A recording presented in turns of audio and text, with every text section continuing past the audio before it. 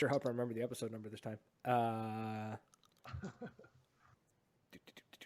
I cannot tell if we're live or not. I think we're live. I just got a notification that we're live on YouTube, so I would say YouTube's weird, man. It's just like it's there, and you're like, "Am I live? Am I live?" And it's like, "Catch up, you're live." I'm like, "Whoa!" Yeah. And at least with Facebook, I click a button. I'm like, okay, I could preview it, and then I can go live when I want to. Like Facebook's got its shit together. YouTube not so much. I don't know. Anyways, ladies and gentlemen, welcome to episode 144 of the Maritime Milson Podcast. My name is Brad, and with me I have my co-host, who I haven't had in ages. I'm so lonely, but I have Tuna up there in the right-hand corner. What's up, guys? And Guardian hanging out there in the bottom. So Guardian's been away for Jesus, man. You haven't been on the show in how long? I guess it was before Christmas. I was traveling and stuff. You're on the road a lot. You move around a lot. Yeah. So, Chris, let us know how we sound there, buddy. Drop a comment. Let us know if we sound good or not. And he's our expert sound guy. Tim, right? He's there. He's like there. He's always ready to roll. You know who's not here, though? William Roy. The guy who sent me a comment saying, "Hey, is there a show tonight?" He's going to join on his time, not your time. Hey, look at that. Lawrence is here. Lawrence, I haven't seen you in forever, buddy. I miss you. Oh, buddy. All right. Tim says we're all good. Excellent.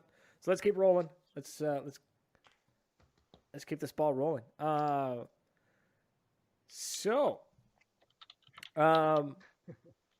haven't talked to you guys in forever. What's going on? I haven't seen you guys in ages. So what's happening? Anything new? Yeah. Anything exciting? Nothing exciting on my end. No? Yeah, I've been hanging out at paintball fields, but not playing paintball. I got a drone for Christmas and have been flying it around Seabreeze. That's right. And I'm gonna be heading out to some other fields. I already got a couple of just aerial shots, basically just learning how to fly.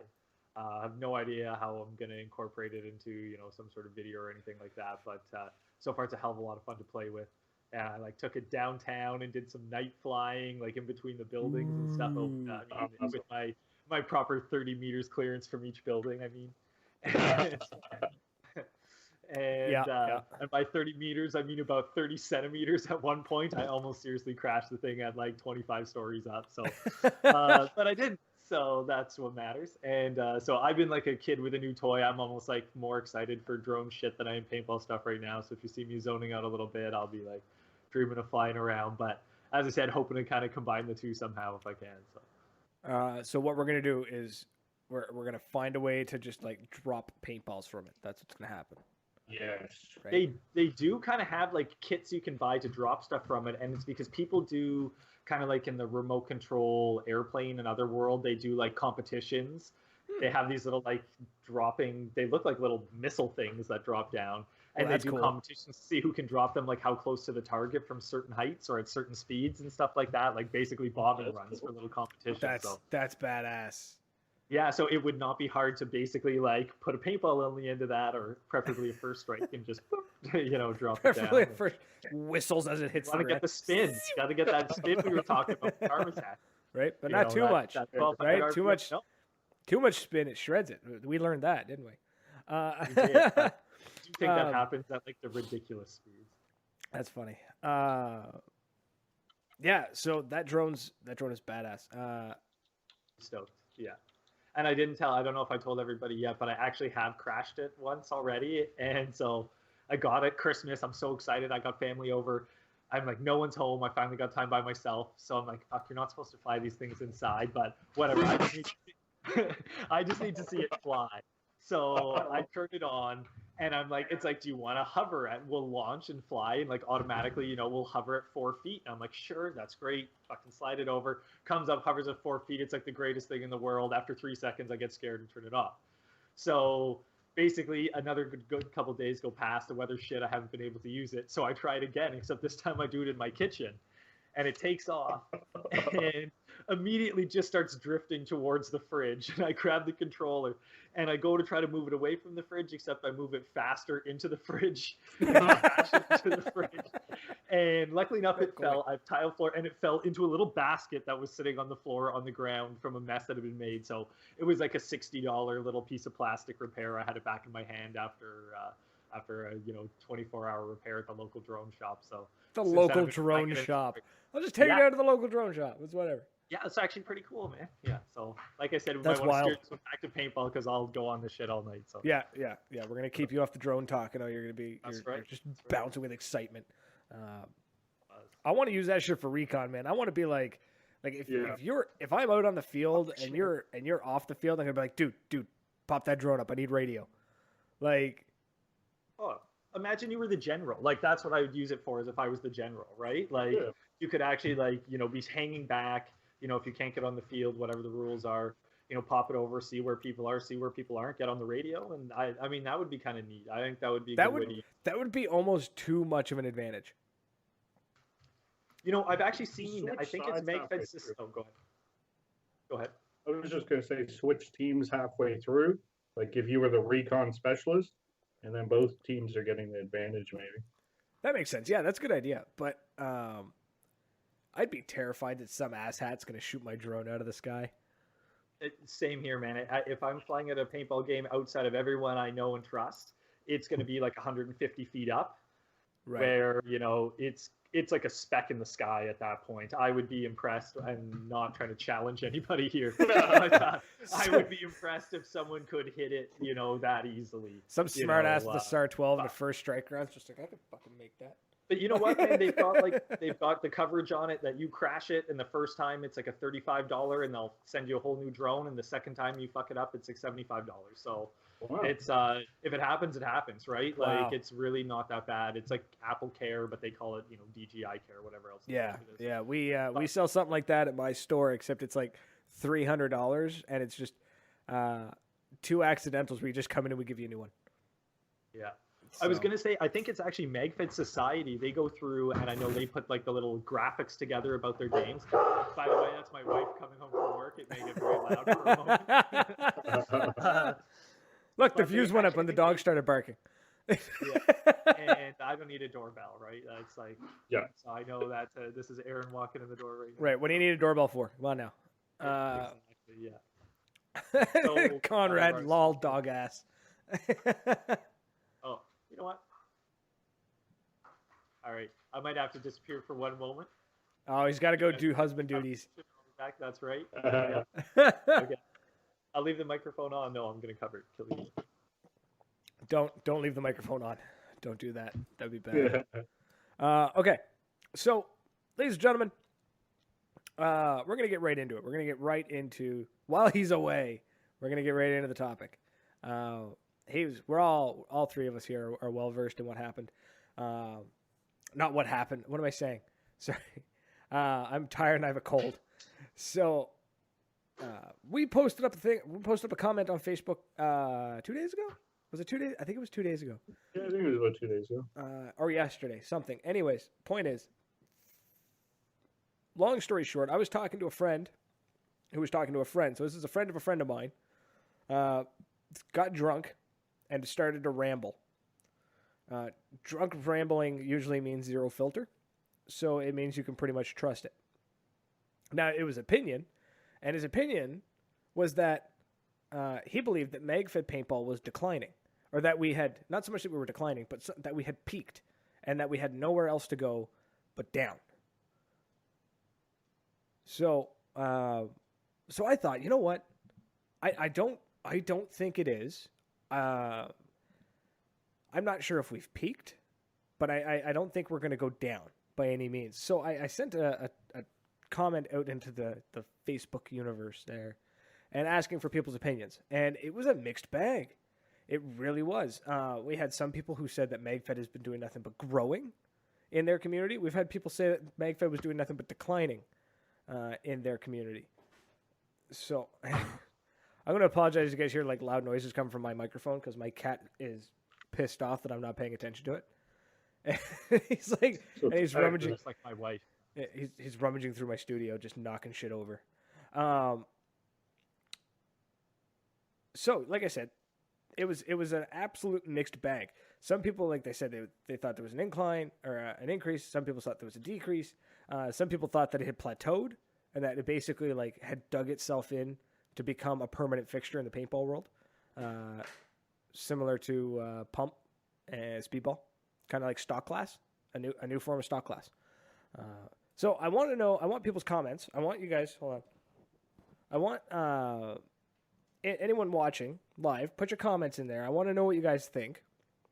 This is open discussion, no wrong answer.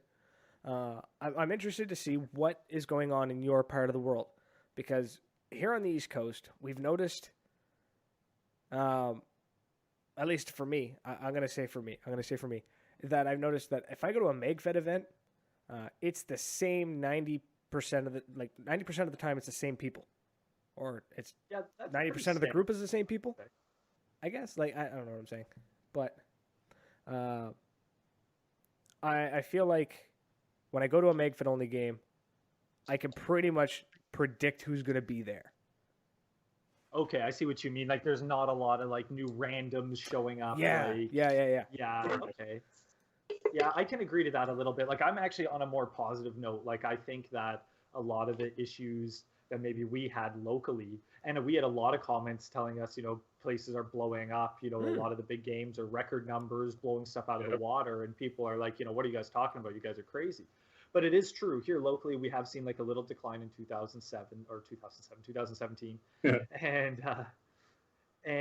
But to be honest, I kind of feel like I could almost come up with an excuse for almost every one of the people in our community that hasn't made it. You know what I mean? It's like, so many people were like, man, I just changed jobs and I like work Sundays now.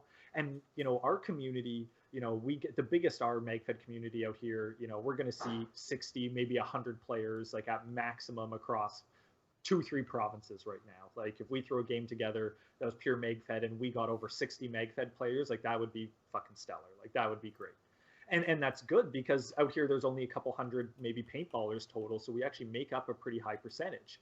But when you start losing, say, like 10 players of that 60, it makes a pretty big difference. Like that's a huge amount of your playing. And you're right, we didn't get those new walk-on players and growth this year that we were looking for, I guess. And I think part of it stems in, at least for us locally, is we had the disadvantage of our prime event organizer and actually runner of the Magfed League basically take a year of hiatus. And his team as well, a 10, 15 player strong team really kind of became pretty scattered for the last 2 years. So for us, that's like a quarter of our entire Magfed community. Yeah. And I think, we can attribute some of the decline here to a few little things. I'm still super positive. Like I think next year is going to be strong. But yeah, there were definitely some declines for us out here, for sure. It's undeniable. Yeah, I think it gets tricky to assess too when we have a huge jump in numbers. Then if we have a steady or a regular flow, it seems like a decline in comparison, right? That's Yeah. true. It's sort of like 2014 and 15 with huge increases for our area. Huge. That a normal kind of flow of the years now seems like a big decline by comparison, right? Yeah, and a lot of the people are like, well, they'll be like, well, take matters in your own hands, run your own games, and that's actually something we do already. And one of the things, instead of, well, we're not big praisers of the grow the sport and all that, you won't see us preaching that a lot. But one of the ideas that we had was the profits from our event, or the last event we ran, actually just went to basically free passes to new rental players. And so essentially they showed up to that game and out to the community. So it was a way of like me taking excess funds and just basically being like, here's a free pass for a rental marker and a bag of paint, like come back. And I mean, that would mostly attract rentals more than say the Magfed community or, the Hopper style players. But still, it's a good way that we tried to kind of attack it from a growth side. And still it was just kind of a tough year for us out here. Yeah. And I think sorry, Brad, you go ahead. No, I was just gonna say I'll cut each other off all the time. It's terrible. The worst part is if we were in the same room, we'd still cut each other off. Oh yeah. I blame it on being able to see your face. Well, you know what? It's either you see my face or they see my face, and they need to see my face more than you need to see my face. I don't know. What do you think, Jason? I don't know. We should take like a poll and be like, if Brad just had a static picture of his mask on, would you? Yeah, the viewers could finally see what we've been putting up with all these years. Yeah. Anyways, Stupid. I was, the idea that there's like these big booms and then it whittled down and then a big boom and then it whittles down and back and forth. I think too, just on our neck of the woods, people seem to underestimate how poor the Maritimes are. Yeah, Like, yeah, that's an True issue. that. Yeah. like it's hard in this part of the country, part of North America, to find steady work that pays enough that you can buy between a $400 and $600 paintball marker and then buy $150 worth of mags. Like, it's I don't know though, because you see pockets of places like Alberta where they're had very good economy. I guess maybe 2014 not so much, but yeah. but you don't see a strong like. There's not a huge Magfed community out in Alberta or BC, or at least not that is very common online, or that I not True. really. I haven't heard of a single Magfed game hosted out there. I actually thought Skyline until was a Magfed only game until we were talking to Lou a couple weeks ago. And that's actually an open class game. It just happens to have a lot of Magfed guys in it by the sounds of it. Yeah. So it's like, money wise, it makes a difference, but I don't know. I think I'm a numbers guy, and I think that Ron actually posted a great thing, and it was the graph, and you can't argue with that. It's that it's showing, it's a couple of people were like, well, what is this graph? I've seen them before, and it's actually Mark Hines, one of the local guys here, was teasing him about it. But the graph basically shows Google searches, right, and interest in certain areas. And I think he had it set for North America, if we could tell from the photo. And it's showing Magfed on a huge increase. We're talking, up to the levels that what looks like paintball in general is being Googled as well. And if you look on the other side of it, the other side of the graph is that just paintball itself is on a huge downward trend for Google searches and relevance, which is pretty disappointing and in some ways a little scary. But to see Magfed on the opposite rise, I think we're just taking off in our own branch. And I think straight up it will be bigger than Stock Class and Pump, because it's such a different play style, and because of the Milsim aspect kind of takes over in it versus where the other ones are still very speedball based.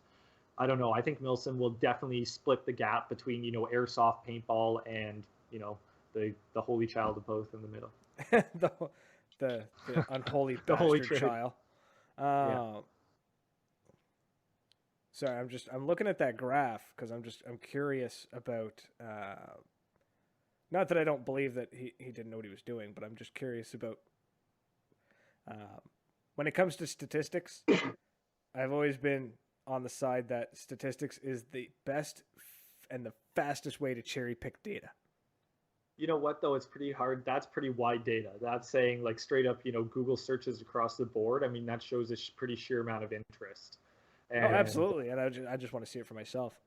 Because the graph I just pulled up doesn't look anything like the one that he had posted.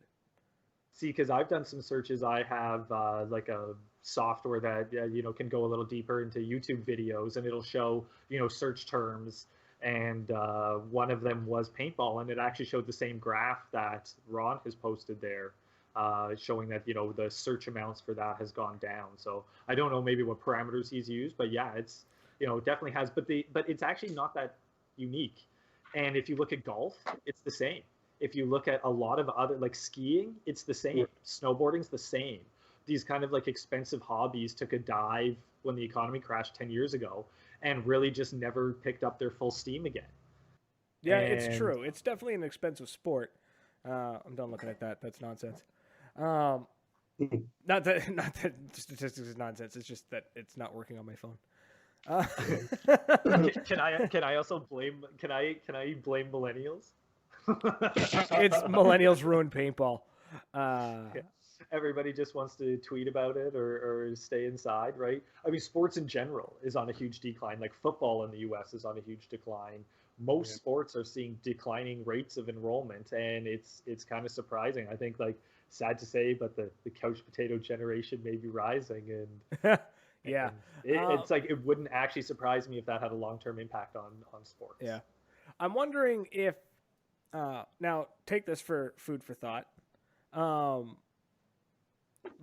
wondering if we're seeing, because Guardian, you'd mentioned the idea that it boomed and now it's settling, so it looks like a decline. Yeah, it's all about comparison. So I'm wondering if what we're seeing now is the actual trend of when Magfed Paintball suddenly became mainstream in the eyes of paintball. It'll never actually be mainstream, but when it became not this weird, crazy, wild thing in paintball, when it became like, okay, this is real, that everybody bought in because they're like, this is fucking cool. This is Call of Duty stuff right here. This is Battlefield. You know what I mean? And they bought in. But then I'm wondering how many fields still used like GI 3-star or garbage field paint. And so all these players bought all these markers. Suddenly your paint is popping in your mag like that. And now we're seeing Magfed markers suddenly getting ditched because a lot of fields are not catering to the Magfed player. They're not bringing in that heavier shell like New World or GI 1-star, you know, like the really heavy, thick, almost people would consider it garbage shell, but it's actually perfect for Magfed, like a thick, heavy shell. And because the speedballers, the guys who shoot a case of paint or 2 cases of paint, are the ones complaining that, you know, their markers don't like the thick, heavy shell. So Magfed players are just going, all right, if I can't beat them, I'll join them. And we're seeing them move over into, say, pump or another style of hopper play. You know what? I don't know. I think, and I think maybe we're looking into it a little too much. I think that what a lot of the other comments were saying is that, look, in a lot of areas, this is taking off. And maybe we are looking at it a little too narrow from our own lens here. I mean, we can see the numbers are showing huge increases. It's, you know, games are setting record numbers pretty much every year. You know, you look at Ontario and like Honey Badger, you know, growing every year, right? Like the major Magfed events are up and up in numbers. And it's kind of why I'm, like I said at the start, like I'm still super optimistic. Like I think Magfed is going up and I think it has the potential to, you know, if you know the numbers stay this way, like we don't see that many open class events anymore drawing, you know, I mean there's still living legends in those, but like the Magfed games are putting up solid numbers. Like PRZ games, there's 1 or 2 that will reach 700-800, but when you've got Magfed games drawing 350, you know, players plus, right? Like that's on par with most of the games that are there. I could see us becoming, not, like I said, not just a subset of paintball, but like really being its own class. And I don't really think it takes much. I think, you know, it doesn't need people preaching about growing the sport and everything else. Yeah, what it needs, for sure. What everyone says. I actually back what, you know, Hector and some of those guys were saying, that like just play, right? Like just play. Yeah, exactly. You know, it's what was it? Guardian, you sent it to me. Where the hell did it go? He sent me a picture of a really great comment. I want to read it out because it was absolutely fantastic. Oh, Jason's, yeah. What you're looking for on the notion of just play, us doing the whole vouchers thing. I was going to say it earlier, but Lilligan interrupted me, and I let him have that one. But when we're giving out the vouchers, we go over at the field. You know, we try to find a group of rentals. It's usually younger kids because, you know, we're trying to get them to come back in the sport, and usually a cost is a big factor for that, right? And as we start that conversation, like, here's, you know, a few free passes, bring a buddy, bring a few buddies, come back. We want to see you out again and search us out, come play with us. They start asking about our gear. They're like, oh, like that thing's so cool. It looks like what I used on Call of Duty, right? So we're playing, we're doing what we like. We're continuing the paintball. And by association, we're planting those seeds for Magfed because they're seeing that's what we're all about, right? Yeah. So it's kind of role model impact, which is cool. Yeah, definitely. Yeah, the amount of times, like, and I mean, every Magfed player's got their story of the kid coming up to them and wanting to hold it and shoot it, and you know, simple way to just let them go. Like, I put my M17 in the hands of a kid who was, you know, no taller than it. You know, on the field, he came over to visit. He's a local kid. He was just put a mask on, knew the owners, put a mask on, and came over just to watch, basically, and walking off the field. Just see him staring at it. You put it in full auto. I mean, I barely shoot the thing in full auto myself. In fact, it should just, every marker should have a full auto mode for showing off, just so you can give it to a kid and be like, dump this tag. I mean, it was like, All is like Scarface on that. Yeah. exactly right. Like, so a kid had a blast. I was like, his buddy's there. Here, take a mag, do it. I mean, what does it cost? Paintballs, 5 cents, right? Is it like $1? Yeah. Let them shoot it, let them have some fun, right? Yeah, absolutely. These simple ways. You don't have to be out there preaching all the time or doing everything else. But I think, no, you hit the nail on the head, man. Play and just let the players play. The one place where I'll disagree with like the a lot of the commenters is that I think the just play is right, and I think to breach on what Guardian said about they come see our stuff and they think it looks cool. I think the fastest way to grow MagFed is to make it look cool. You know what I mean? When people are and what I disagree with these guys on is a lot of there's so much hate for the e-celebrities or the YouTubers, or there was a comment, blame the YouTubers or whatever else, like in capital letters. And I'm like, to be honest, I was literally myself Googling to pick up an E-Tech or a Geo, and I swear to God, I came across Alabaster Slim's videos, and I was like, you know what? This is what I always dreamed paintball would fucking be, and I will straight up put my hand up and say, Alabaster Slim got me to play Magfed, and I've been playing for fucking 3 years straight. I go out every Sunday, and we travel to games as much as we can. Like, we go to games, and I'm like, is there a night game? Can we start, like, what I mean? Like, let's play as much as humanly possible. And I kind of never got out of that addicted phase.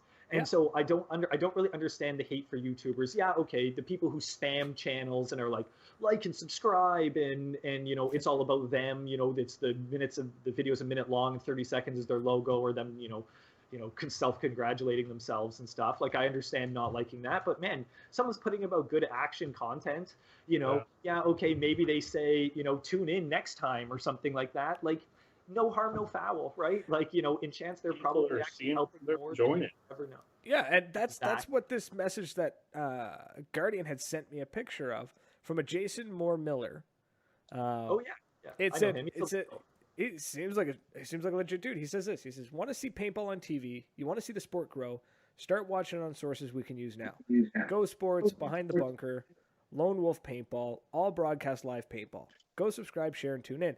This is how you let the world know we're here. And all these YouTube pages, Nightmare PB, Paintball Ruined My Life, PB Nation, Maritime Wilson Podcast, Alabaster Slim, Hidden Hedgehog, Wolf's Den, Lone Wolf Paintball, Soulless Photography. Support our sports by supporting our ambassadors of our sport. This is how you personally can grow the sport effortlessly." Now, I will never take credit for helping the sport grow with this podcast, but I will say that by showing your friends this stuff, like if your friends aren't paintballers and they're like, I really don't want to go, I don't want to get hurt or whatever, be like, bitch, watch this video of Alabaster Slim. Like he gets cranked in the chest 3 times from 4 feet away and just walks off the field. Like, exactly. It's, right. Like it's, so Justin Hinman says the YouTubers are why I started playing in general. Says I played at a bachelor party, had an iffy experience until I saw Slim and Hedgehog online and drove full into this thing. Yeah. Perfect. Right? Like, it's the one area where I'm like, and I do agree, like I hate the one thing I hate to see is like, I'm a member of 3 MagFed groups probably total.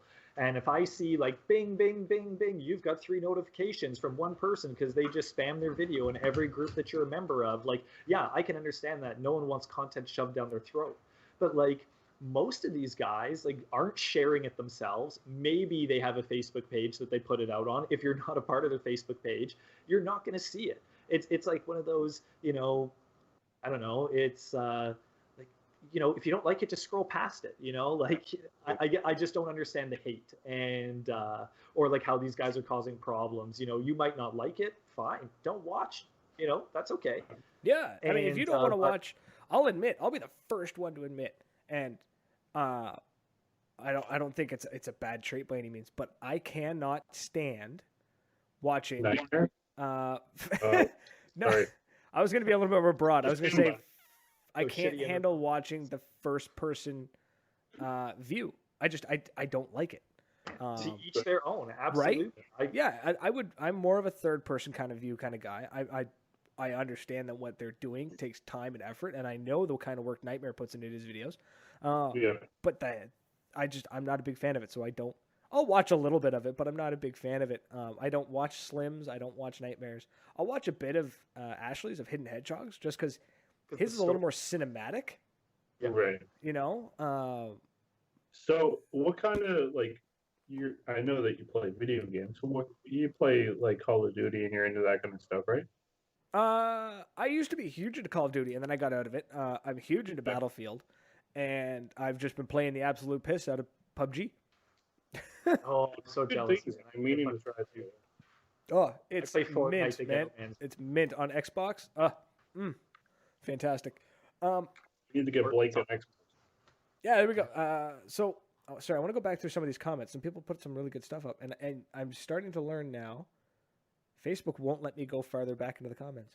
Kind of pisses me off. Yeah, I have that sometimes too, where like I have to like close out and go back in on the live stream and try to like see. I'm scared if I close it, it'll end the stream.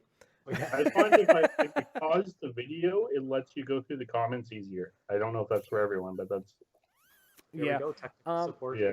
Time Nelson podcast. Justin Hinman mentions though he says he's noticing more Magfed players are arguing over whether they're hit or not. Seem to be moving away from the honorable self-refereeing community. It should be. I don't know. Saw that Operation End War. Remember that? Remember all the hooting and hollering at Operation End War? Yeah, it was. That was pretty wild. That caught me off guard because like I'm used to. I have a video I actually wanted to post to you, and it's actually pretty funny. I'm in like PRZ, and we're in the buildings, and we're actually only playing like 100 people at PRZ. And literally, guys are shooting each other and then like laughing and telling each other like, "Great job!" And then Buddy's like congratulating. You know, they're saying like, "What a great hit! I'm out." And Buddy starts moving towards the hallway, and I shoot him once in the chest. And first thing again, he's like, "Wow, man, I didn't see you!" Like over the top, congratulations. Crazy. And then I, brag a little bit myself. I come around the corner, and there's a dude on the staircase, and he totally is looking out the window. I just lean over, one shot pop at him. I can see the break, and I tuck back in. And he looks back, and he gives me like this weird look, and he's like, "You know that broke, right?" And I was like, "Oh yeah." He's like, "Yeah, I just wanted to let you know. Nice shot." And continued on. What and I the was like, hell, man? Like, right? Like this is and I don't know. I mean, I don't want to put it Canadians, Americans, or whatever else, but like in my experience, I have noticed that like there is a serious difference in the amount of yelling. Yeah, in but the couple games, that could be chalked up to like the cultures, like individual players. Canadians are, in general, we're very quiet, like modest compared to like the Americans who are raised to be very proud. You know what I mean? They will stand their ground on anything. Canadians, we tend to be like, well, maybe you got a point. Like, so I can see it from both sides, right? I can see why the arguments would break out down in the States because they're intense. But at the same time, at Operation End War, I watched two guys actually. Like, for instance, I was hot, dehydrated, sick, and I almost tore a guy's head off. Yeah, I had to pull you back. Actually, I remember I was like hesitating bringing that one up, but yeah, I lost my shit. I was not proud of it, but yeah, I straight up did the Canadian like, you know what, guys, don't worry about it. We're a little upset. Everyone's good. Totally smooth it over. And it was so funny. We got back to the parking lot, and we all took our masks off. And it was the guys who were in the truck next to us who had been chatting to all fucking weekend. Yeah. The guys, and we literally pulled our masks off and we're like, "Oh, hey, guys, yeah, that was really shitty. Like, I can't believe everyone got so upset." Right. And just like hugged it out basically and spent the rest of the weekend in harmony. But it was funny. You're right. It can't happen to anyone. And both games we were at were in California where it was hot as fuck. And that can definitely bring the tempers. But same thing, Dominion had a fight incident. I was actually it was like 10 minutes before lunch. I ran out of paint, was going off to get a quick refill in. And I might have got the timeline off around lunch. It was a break in the game. But the refs were talking about calling the game early because like a physical confrontation was going on. And, I'm hearing everything secondhand over the radio. So, someone who knows better can correct me. But, it's something that just, again, caught me a little off guard. But overall, I think the Magfed community still got it. Like, same thing. We're playing a game, 100 players at PRZ. We played, 350 players there. And even my own experience at Dominion, while people were yelling at each other a lot, I didn't see a single person wipe a hit, and I didn't ever actually see someone that I thought I hit that didn't call it. So, like, my experience was 100% on that event. Like, I saw nothing but honesty and sportsmanship. I just heard a lot of people yelling about it. And, I don't know, maybe it's just, that's standard, but I think that could even be field specific and group specific, right? Like, yeah, for sure, man. Maybe they're just allowed people. That's right. And sorry, I'm just looking like Omar is just like Beast Coast. Like, yeah. I wasn't still proud of it. talk I about- apologized after I lost my shit at the guy. Like I lost it, and then afterwards I was like, "Damn, I turned into one of those people." I saw Tim's comment. He said loudmouth gunslingers, but I totally thought it was going to say loudmouth gingers. So I was already laughing before I read it. which is accurate in Brad's case that day. That's yeah, true. yeah. I was rough, man. I was dehydrated. Like we Yeah, were it's literally rough. running on like Red Bulls and pizza. Like, Oh my god, man. It was, and that was like, we've already told the story, but that was like where they were like, we need a 3-man, we have a small competition, 3 people versus 3 people, run 500 meters and retrieve that object faster than the other team. We got like 300 yards there, and I'm like, I think I'm gonna throw up. I think I'm gonna throw up. I'm like, we're just dying. Like, man, it was like 30 some degrees, like roasting. We're all dehydrated. Yeah, we no sleep. We like flew in. Basically went to our Airbnb at 2 a.m, got off the field for 7, played all day, did the same thing the next day, and flew home like immediately after the game. We were done. But yeah, Was like, it yeah, what oh, go ahead. P-Day? What's that? Yeah, Was it- maybe just yeah. because it was like desert. It was like being in a. That's what I was kind of well, curious. that was the thing, right? Like you Moist. full on sprint, and then you're like huffing, you're like, and then you're just breathing in copper. Like that was it. Like your mouth is just coated in this disgusting brown dust. That was a rough go. But, Still. Sorry, else I'm we just got? looking. I'm still looking through comments and stuff. Conrad says kids say my A5 saw is an A10. Bert. Tim saying it's growing in El Paso. So that's good to hear, man. And I'm glad Kush that was it's. bringing up like, oh, go ahead. I'm just glad that it's the sport seems to be growing in other places. So maybe we just hit a bit of a Yeah. stall. You know, I I'd be think the year interested to see off some for stats from Fields too. yeah. 2017 was a weird year. I think we had, without diving in any details, so we stay out of the politics, but there was some politics out here on the East Coast for the last year or two that we're kind of hoping finally got resolved, and it split the community kind of down the middle. And I think that Absolutely. had a factor in it too. And it was all kind of like pointless. Like, Yeah. I don't even know. And you know, we do our best not to, you know, never talk about it and don't plan on. And I think the reason I only bring it up now, because I think it's over. And you know, we're actually seeing like we've got a game we're going over into another province to play, and we're just next week for some of the winter ball, and Super and stoked. I think that, yes, very much so. Yeah. Can't wait. And yeah, so we're stoked for that game, and that kind of brings the crews together that, you know, kind of split apart for a little bit. So I think everyone's going to be one big happy family again. Yep. You know, Yeah. the MML, after taking a year off, you know, it was smaller numbers than the year before, but you take a year off, that's going to happen. And we had a fantastic year of that. Like, that was So much amazing. fun. So much fun. I like the format. You know, they did a great job running it. English Dave, fantastic. Yep. And like, I'm looking forward to next year. Staff. Absolutely. Reffing. What a huge difference in reffing from 2016 to 17 for that. So we're looking for, like, you know, pushing up again, growing from, you know, getting back up into the 8 teams range again, I would hope. And, you know, might be a bit ambitious, but, you know, we had 8 teams before, and I think we can easily do it again. And a lot of those teams had like 6, 7 people on a roster.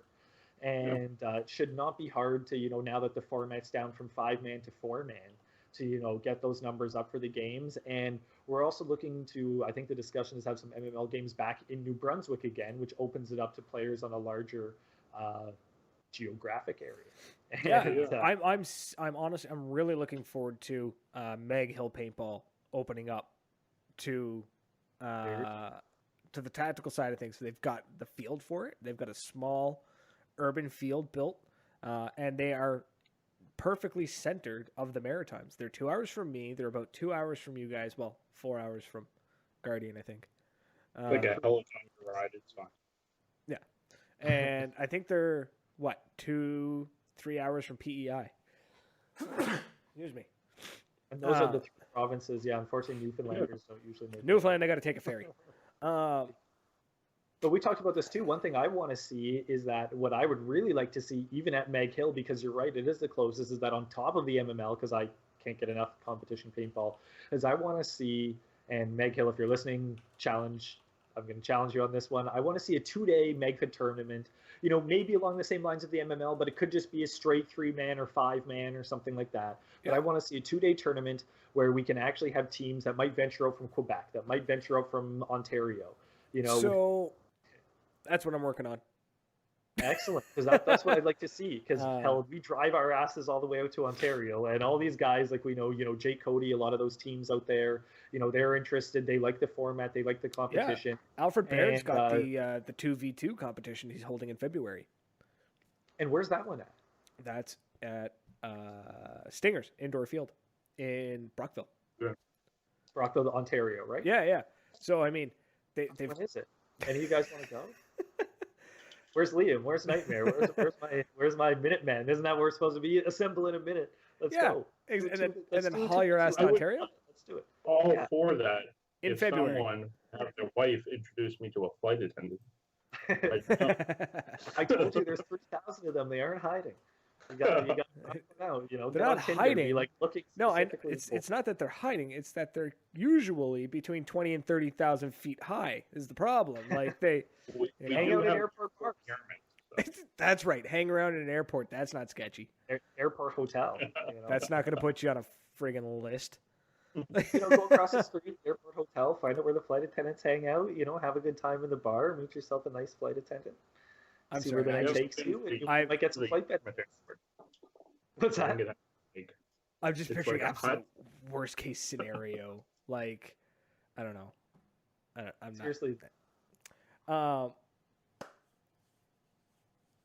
Sorry, more comments coming through. What's the fixation with tournaments? Tourneys is the gateway to what is that? Fuckball, hopper ball, paintball problems. Javis will tell you about competition, Magfed. It is the shit. It is. I see. He's got that wrong. It's the shit, as in it's awesome. Yeah, that's what I mean. It's like, honestly, I've been to games to California, been them in Mill Sims, big games, little games. Man, if you want to play and actually be excited to play and find out who's going to win, competition ball is the best. And if you want to be a sport, not a game, there's got to be winners and losers. Yep. I agree with there's got to be winners and losers for it to be a sport. And I can see what he means about not enough throw time is possible. So it's, people can get on edge when it's more competitive in nature. And that's something that we just have to be mindful as a community. 100%. So for 100%. the Magfed League, we've always had, dinners afterwards for teams to chill and talk about like, oh, this was an awesome match. You did this, helping each other out, making time for that and removing that tension that comes with a tournament. Yeah. I am not competitive at all, and I like the Magfed League so much more because it brings a different caliber of play, and it's quick, intense matches. There's no dull waiting around. It's just, and I love scenario games too, but that's just intense. Like the timer's on. There's nothing like it. And with the MML format, like where we're not just playing, 3-4 man elimination, you do have objectives, you do have flags to capture. It's the same every time, so it's a replicatable format. But honestly, it's where instead of playing, it's like playing chess instead of checkers. There's a strategy. Like we formulate plans before each round, and the rounds where we win is when we execute the plan.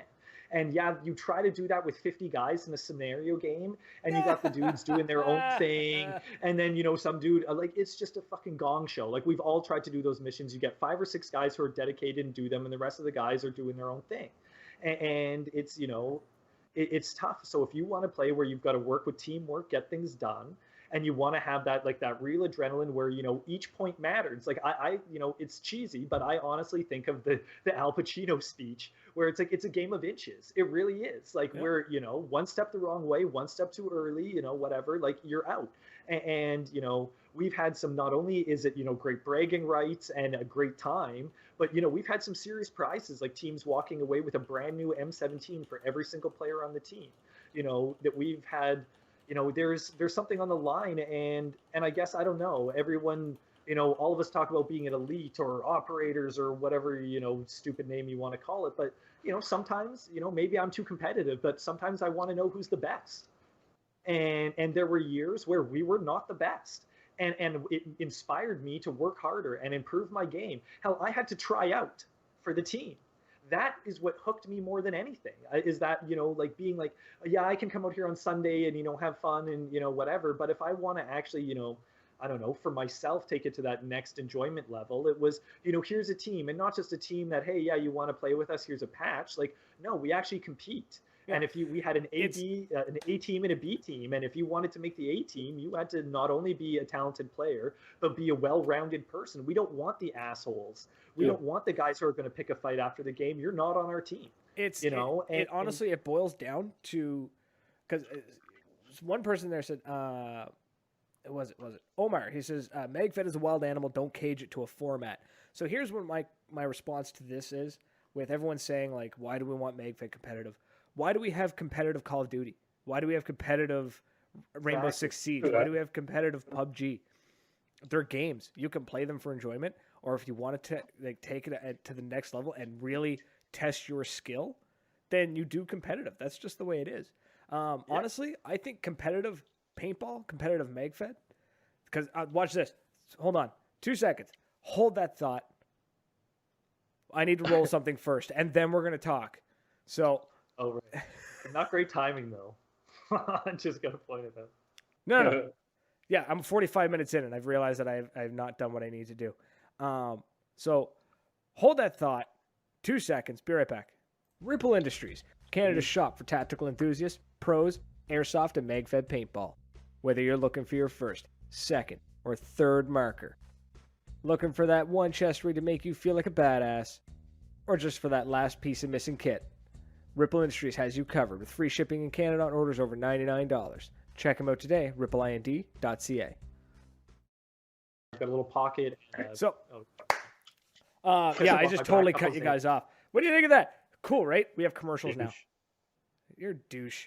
We've got commercials now. We're totally professional. The thing I was going to say was, and thank you for holding, was that I think if you want the sport to grow, if you want, like, we're talking, this whole episode was talking about growing Magfed or preventing the decline or the potential decline or the image of a decline. Anyways, you want to grow a sport, you want money into that, then you do competitive. Right? Competitive is where you're going to get the attention of people. It's exciting, right? Like, I don't know, the format for us at least is we play on like media. Exactly. You can sit on the sidelines and watch. Right. And not at every field. It wasn't practical at every field. And that's the kind of nice thing that I like about it, is that we're not caging it. We're not saying that you have to put a bunker here in this year's bunker. We've got a W in the middle. We're not saying this is the 2018 format. Now it's going to be a B. Like, it's that, there's guidelines on the field size, guidelines.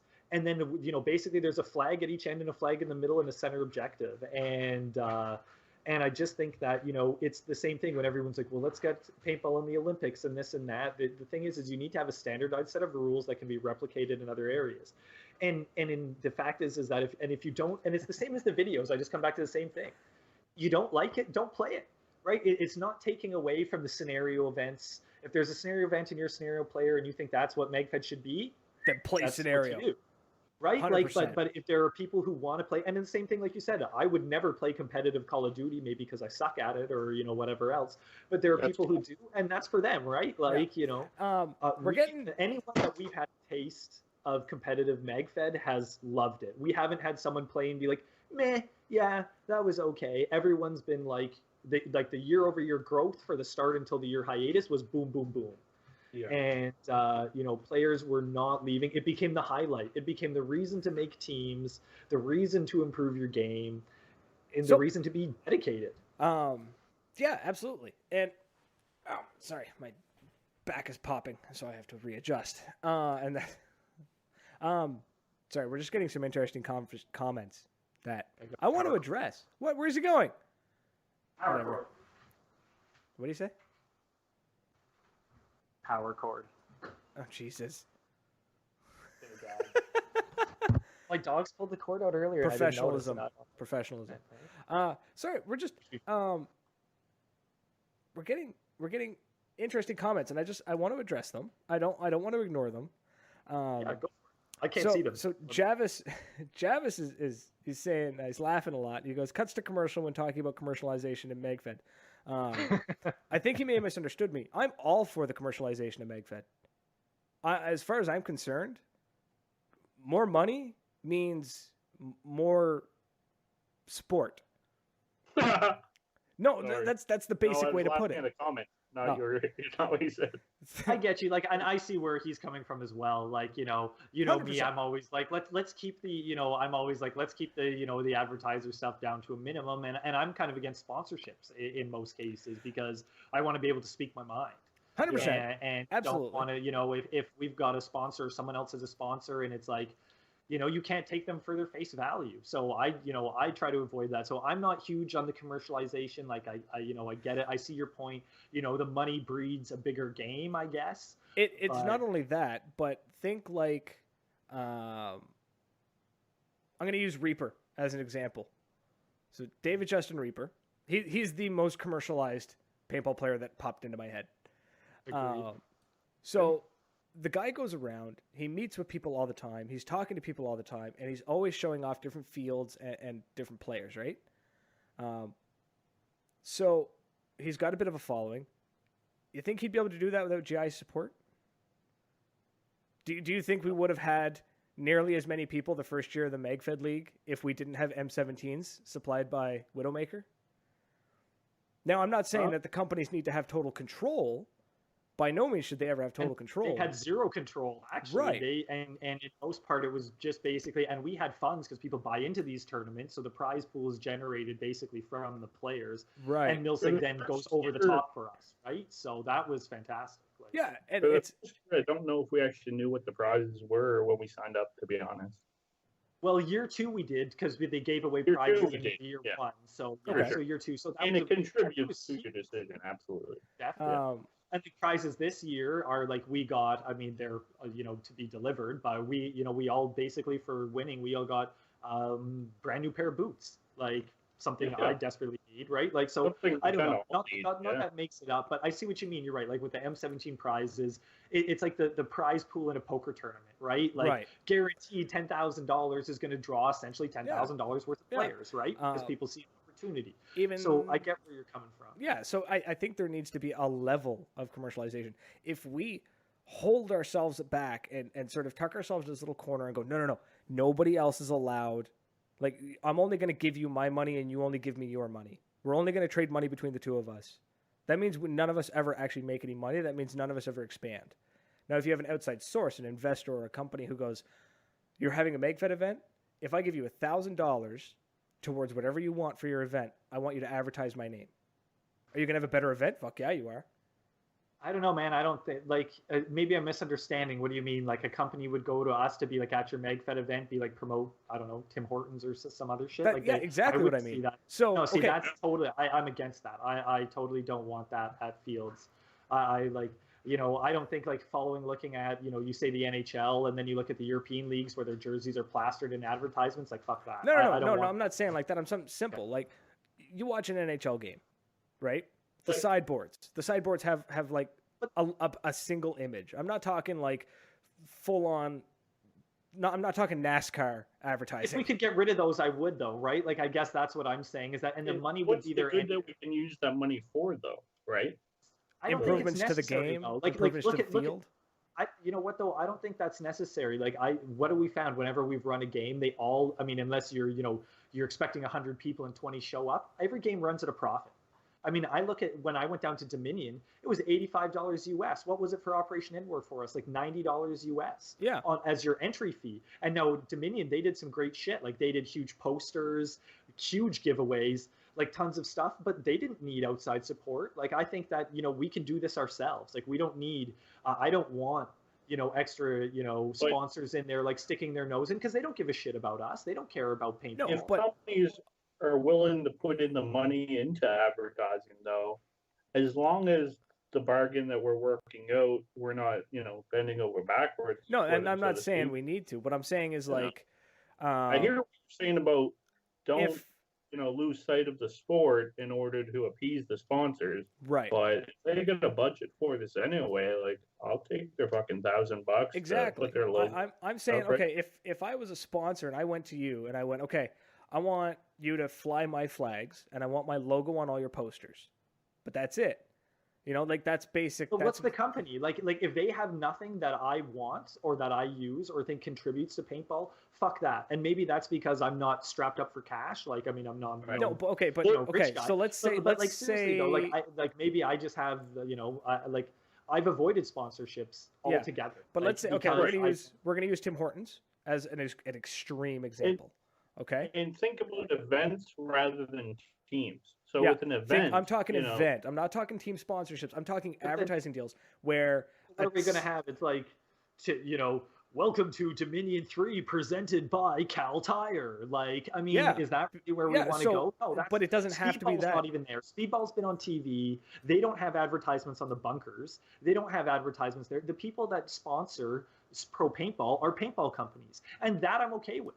But Nike and Under Armour are now getting into paintball. That's fine.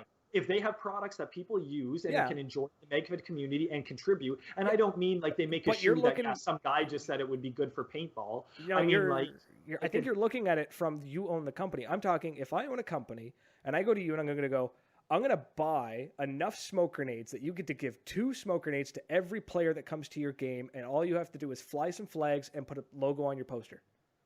But now your event gets to advertise free smoke grenades to all players. Do you think you're going to get more players? Absolutely. Okay, I can see what you mean. There is some benefit depending on how you work it, but I just think that I don't know. That's an example. Yeah, who's going to say no to 2 free smoke grenades? But at the same time, you got the logistic problem of 400 fucking smoke grenades going off in a day. Not. I'm just okay. So then what? No, I know what you mean for an example, right? But but other than a disposable like that. There's not much. I think that the fundraising can be done by the event organizers. We don't really need much else. I think it's one of the things that makes Magfed special is that we have, other than the few companies that actually produce or sell Magfed products, we're fairly advertisement free. But I also know that a lot of our organizers, you can decide how to spend that money.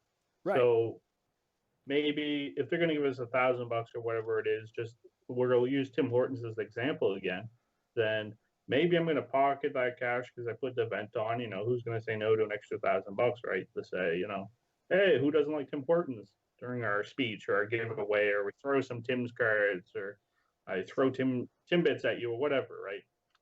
But we could also decide that we're going to put that $1,000 in the prizes. We're going to put that towards our voucher program. But does that? I guess I mean, I see what you mean. The voucher program and markers for prizes, okay, that does help grow. What about free paint? Would draw more people to the game. What if it's? I get where you're coming from, but I just see it going horribly wrong with so much. That's why you can keep control, right? You don't. If a sponsor comes in and goes, "I'm going to give you $1,000, but I want total control," you go, "Nah, go fuck yourself."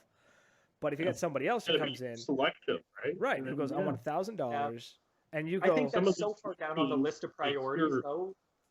That's so far down. Go ahead. It's true, but being ready and willing to say no to an offer.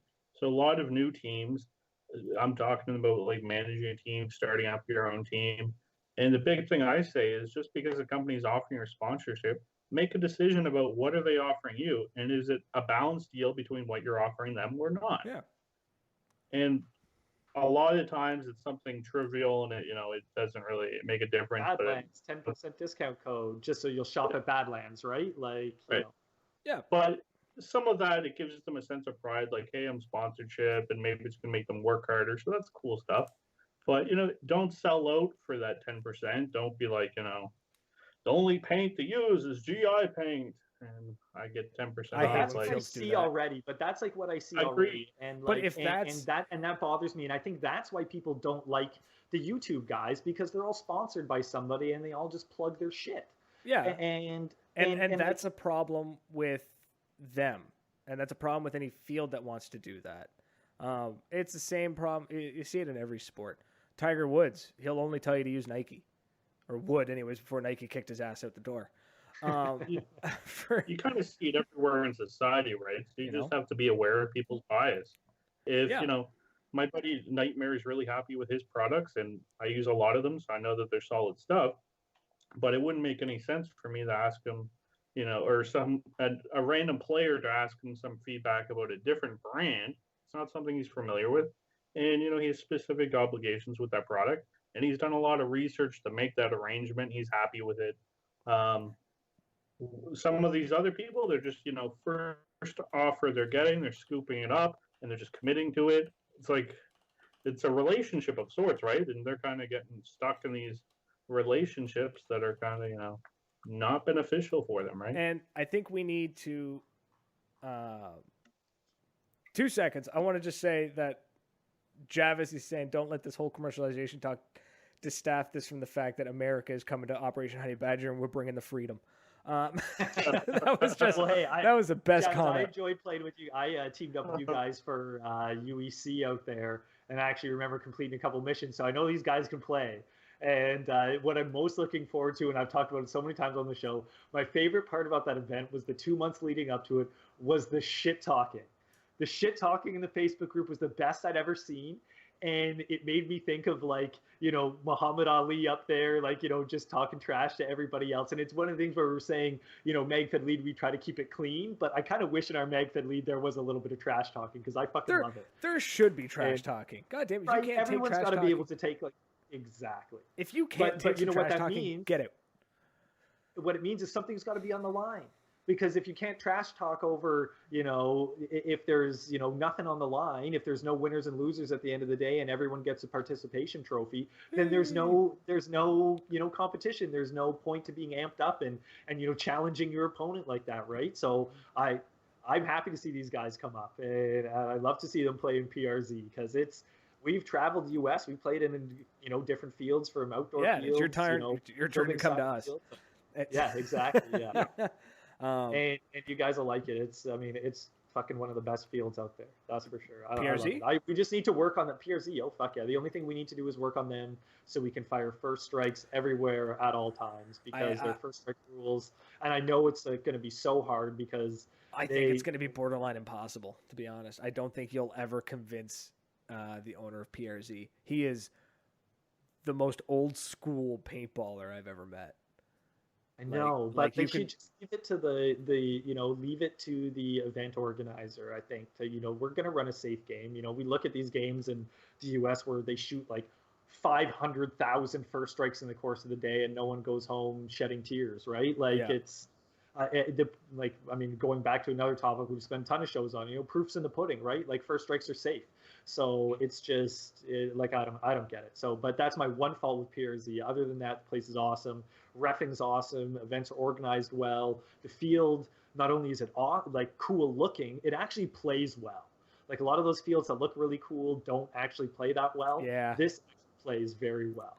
PRZ and the numbers that we get for these Magfed games, 300, 350 players, perfect. Yeah. 800 players on that field was a gong show. I think my favorite part about PRZ is the fact that everyone focuses so heavily on those buildings that they end up actually they end up, I forget the word I'm looking for. They stalemate. They end up stalemating at there's 3 specific points in the building. I can draw on a map, but I can tell you exactly where the firefights are going to be. Hallway of Death is definitely one of them. In the kitchen and out behind the kitchen, the loading bay.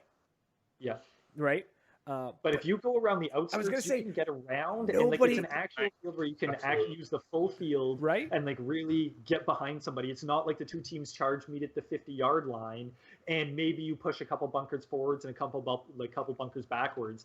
There's actual movement on the field. Yeah, and I was going to say, everyone is so focused on those buildings. All you got to do is go far left, and you can skirt around everybody, just right? Or if you're smart and you go through the windows, because so many people use the doors. Nobody thinks to go just through the window.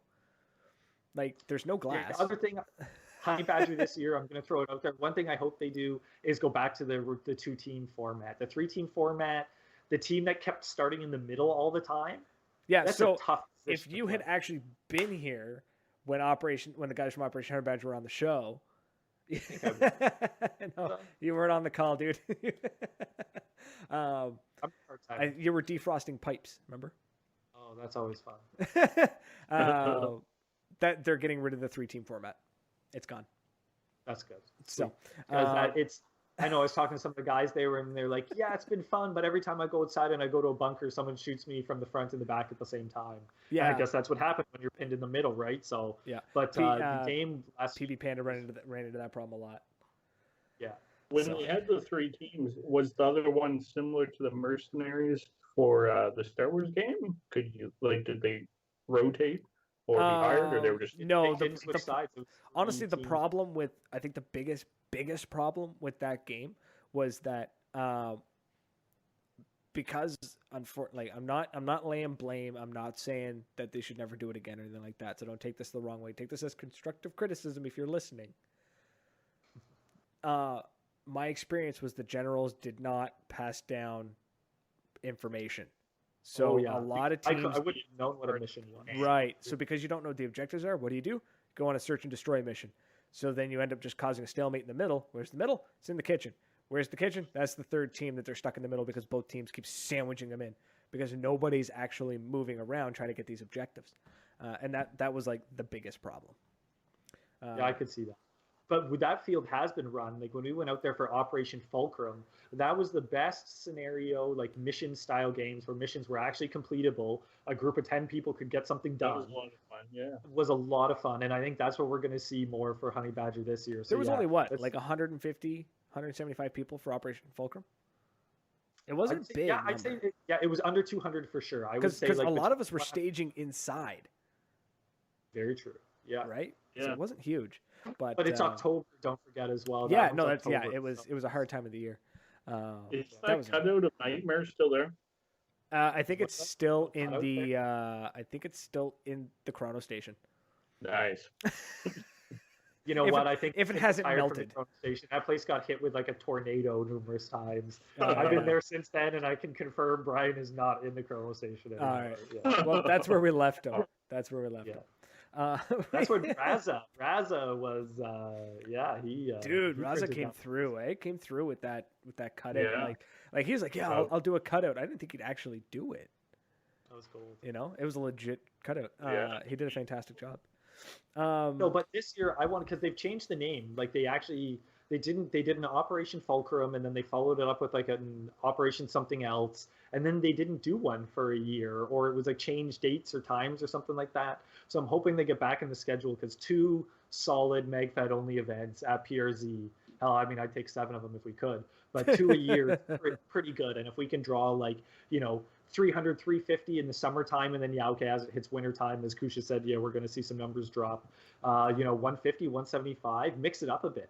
When I played there with 100 players for an open class game, we actually had to shrink the field. They closed down one of the sides because it was like people were just like stumbling into enemy lines and just shooting everybody because the players were so sparse, and they were like, okay. And it was great because that's how I managed to get behind a bunch of people and had a great day. That's awesome. But eventually they were like, okay, guys, we're going to close off this section. And I think you're going to run an event, and that's the number one thing. Balance the number of players with the size of the field. You don't want stalemates, and you don't want people wandering around aimlessly, but finding that right balance is like the biggest key to a game, because that's how missions become completable, is being able to move around, right? Oh, look at that. We've been joined by our friend from across the pond. Hidden Hedgehog just showed up. Mr. Hey, buddy. It must be awful late where he is. Aren't we running over? Are we like at the hour mark? Yeah. I don't know. Do we really actually have an official end time? That's a better question. As long as people still want to listen to us ramble as we. Hey, slowly man, get- the viewer numbers haven't dropped yet. And just watch them just drop off. Now people are like, shit, they've been an hour. Exactly. Close You're like, this show has been like 12 different topics. That's insane. That's what I like, man. You just let it go. from It's one to the- because we haven't actually talked in like 3 weeks. So we just like Yeah. this. We had just like this buildup of chatter, and we're just like, bleh. It's just like verbally vomit everything. To go back to a topic we touched on earlier, I want to go back to the game we're going to. Some serious winter paintball going on. Yeah. Middle of January out there in New Brunswick. I know we've played these games in the past in like genuinely like stereotypical 4 or 5 feet of snow. I don't know if we're gonna have it this Brad, year. I don't think we'll have that much this year, but I remember 2 years ago, Brad, you went into a dugout foxhole, and it was so deep you could not get out of it. Now, it like, It was Oh, terrifying. and then last year it was, instead of snow, it was just pure ice. Brian filled his fail video with people just bailing on the ice constantly. Yeah, that was really funny. And but so this game is, I'm looking forward to it. They're always a lot of fun out there. And this is the trains car field, and they've added 1 or 2 new train cars. So I'm like full on like 1920s fucking train cars. And and man, the thing that I love about that field too is that they're like, yeah, field limit's 290 even if you're in the trains. Like, you know what I mean? It's all it's big boy paintball, I guess. You know what? Yeah, exactly, right? Like they're very they're very much like it's I love it because the safety briefing is like, okay, field limit is 290, and we try to stick to it. And I like that they use the word, they're like, try and stick to a 10-foot mercy rule. They're not it's not set in stone. They're just like, don't be. A forced 10-foot is awful. When two people get within 10 feet of each other and they're just both out, would be. I've heard games that have that, and it just sounds like the worst thing. They're very like, just try your best. Don't be a dick. Yeah. But then it's with the trains, even and they're just like, we have trains. If you go into the trains, it's gonna hurt. Don't come crying to us. Like, they're very like blunt about it. Like, the first train game I went to actually said not to do surrenders because it's just going to get too confusing. If you're going in the trains, expect you're going to get shot up close, and the chrono is still the full amount. The only thing that I'm going to still wrap Atlantica ORC's knuckles about is first strikes. They are not a very first strike friendly field for these events. You notice that? Like, Winter Ball, I would love to be playing first strikes this weekend because it's going to be fucking wet. Yep. And the paintballs are going to freeze, and they're going to be brittle, and they're going to get wet and swell. And I mean, anyone who's played in the snow knows that like your accuracy beyond 50 yards is going to be shit. Like, you're not. Both years we resorted to snowballs. Yeah. Exactly. Snowballs count when you run out of paint or you can't shoot your marker. They have the video. They have the video of that, of me like throwing snowballs at a guy while I'm trying to get to an objective. Which I can't wait to get hold of because I want to show everybody at home the ridiculousness. I have no idea what's going on in the comments. One guy says, "Long live Airsoft! All hail likes and subscribers." Omar says, "Don't forget to fund my journey." Flankin is saying, "Go fund HH for your benefit." What the hell are these people talking about? It sounds like Troll Ops has found its way to the page, probably. Yeah. Whatever. I'm just trying. Like, I'm all for the jokes. I just don't get it. Like, I think I probably missed a comment somewhere that like ties all of this together. Yeah, I think I missed a comment somewhere there that I missed it. Anyways, yeah, the winter game. If anyone is if you're interested, here, let me toss up the poster. It's the Winter War Series, Battle of the Bulge, January 27th in Hillsborough, New Brunswick at Atlantica Paintball. This field is doing 3 events. So one in January, one in February, and then I think one in March. So March is a little less winter, a little more spring. But February is cold as balls. January, hopefully we'll have some snow. It all went away because it rained, but we'll see. At the very least, we're going to power slide everywhere. The knee pads will be far more important than anything. So hopefully nobody breaks a leg. That's what I'm hoping. I'm hoping nobody comes out of that with a broken leg. But I can't wait to get some winter paintball in. Scratch that. Yeah. I can't wait to just get some friggin' paintball in. Like, true that. We need an indoor field, man. I'm like so upset we don't have an indoor field. You find there's like 7 outdoor fields, and then December rolls around and they all shutter the doors. And like I said, you got 200-300 paintballers who are just like, I guess I just put my gear in the closet or drive over to the next province and play one of 3 games. We used to have Reball here in Fredericton. I've never tried Reball. The only marker that liked it were the Titmans. We used to have a really cool field just for special events, but it was this old bunker. It was pretty neat. So jealous, you guys. Shut up! I don't want to. I don't want to hear about it. So, yeah. Which, for those of you who don't know what he's talking about, Canada built a whole bunch of Cold War bunkers called the Defen bunkers. Actually, they were designed by a man named with the last name Defen, so they're called the Defen bunkers. Okay. Yeah, that's why they've called them those. And for a couple of years, they were just open for paintball. Not like every day they do events there, but it was sadly like the week I showed up at the paintball field, everyone was like, "Yeah, so we played at this bunker, and they're never doing another game again." And I was like, "Yep, yep." Because it's funny because they talked about the game the first time they did the game in the bunker, and I legitimately thought about quitting my job. To come out and make it, yeah. Yeah, because it was being held like the day of the game was inventory. Like when I worked for Walmart, so inventorying a store with like $4 million worth of inventory is not an easy thing. So I was just like, "Can I have inventory off?" And he's like, "Absolutely," and never come back. Like that was the mentality. Probably would have taken. Yeah, you don't come in for inventory, don't bother coming back. I was like, I could find a new job, but but alas, I It's stayed. the first event that we went to as a team for MSOB, and it was a lot of fun. That's sweet, yeah. And actually, some of the guys drove out from Ontario for that. There was Vice group came out, didn't they? Yeah. Yeah, Some of them. Slim was out, his buddies, and Eb made it down, and yeah. Oh yeah, Evan was down for that. I saw the photos from that. Yeah. Yep. Sweet. Yeah. All right, fellas, I think we're gonna call it. All right. So before we go, I want to throw this up every episode. Oh, what the hell is that? Hopefully this works. Nope. It's not working. Interesting. There we go. The shout out to the Patreon supporters: Mary B, Sizzle, Sage H, Alex, Tony. These guys are. We were talking about the commercialization and whatnot. These guys are the real MVPs. These are the players. These are the people, the players, the people who enjoy at least they act like they enjoy what we're doing, and they wanted to support us. They tune in every once in a while. So my heart-filled thanks. Is that for them backing us. Basically, they like what we're doing and they want to see us keep doing it. So they've tossed us a bit of money so we can keep the podcast going. And we're working on that dollar value to get on that money pit to get some patches and some T-shirts and some stuff made. That's coming along. So can't wait. And I gotta throw their names up every episode because it's a huge huge thing. Absolutely. Right. But that's it, eh? I guess we ran through all our topics. Through all the dude, we had one topic. We hit like 12. This is fantastic. That's a big ass topic. That's a big ass topic. It really was. That topic has going on in Magfed. That's pretty all encompassing. Yeah. What are we gonna do next week?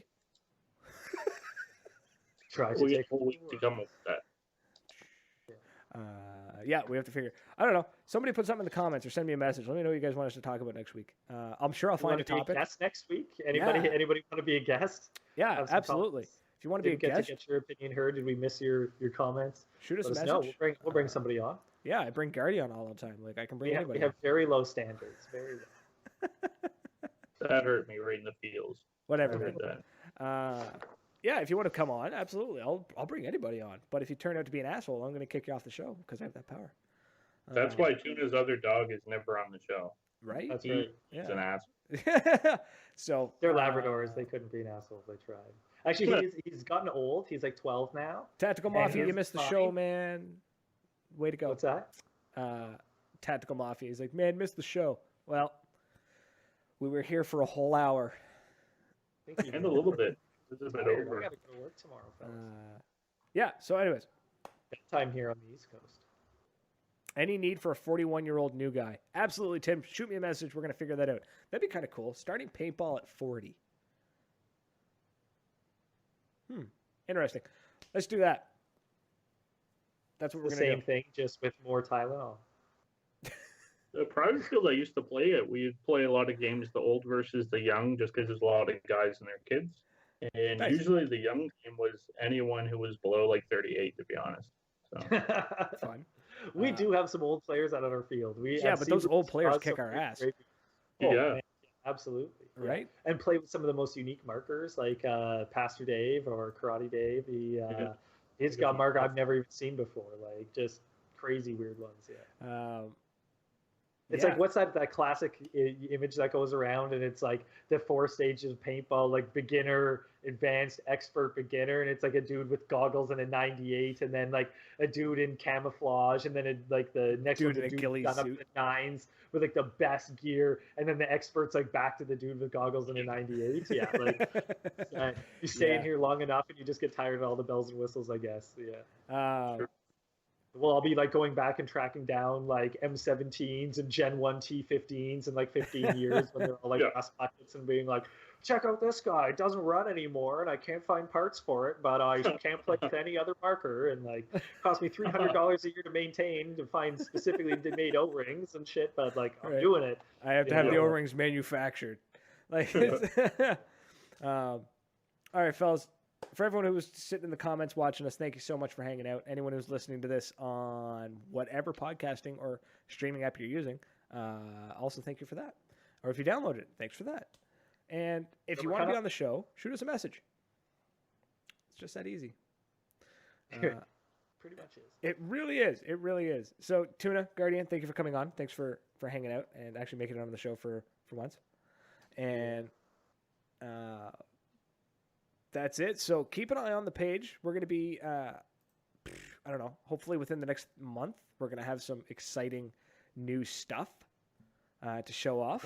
It's going to be like, what does everyone say? Big projects. I got some big projects on the works. I got some big things. Yeah. Big things in the works. Yeah. Big things are in the pipeline. It's in the pipeline. Anyways, we're working on a project, and we're hoping it'll be pretty cool. So keep an eye on for that. Now, that's it. So until next week, everyone. Cheers.